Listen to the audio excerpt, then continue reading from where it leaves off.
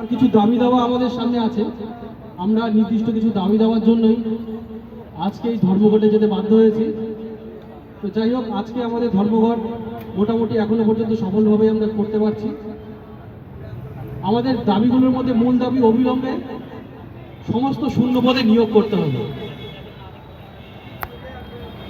দিনের পর দিন আমাদের কর্মের বোঝা এত পরিমাণ বেড়ে যাচ্ছে যে আমরা ছুটির দিন এসেও কাজ করতে বাধ্য হই। তো অবিলম্বে সমস্ত শূন্য পদে তো নিয়োগ করতেই হবে, সঙ্গে নতুন পোস্ট ক্রিয়েট করতে হবে। দিন যাচ্ছে, সমস্ত মামলা দিনের পর দিন মামলা বাড়ছে, কোর্টের সংখ্যা বাড়ছে না, কর্মচারীর সংখ্যা বাড়ার বদলে কমছে।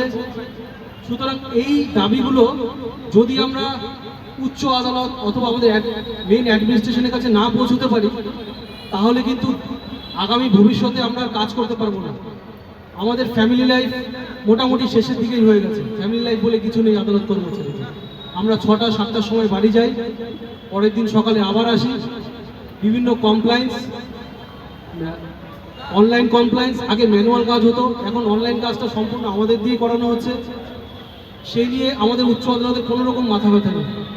সুতরাং আমাদেরকে কিন্তু মিলিতভাবে আজকে যেরকম আমরা এখানে একসাথে হয়েছি, ধর্মঘট করছি, পুরো পশ্চিমবঙ্গের কর্মচারীরা ধর্মঘট করছে। এটা শুধু আমাদের আদালতের সমস্যা না, পুরো পশ্চিমবঙ্গের আদালতের সমস্যা।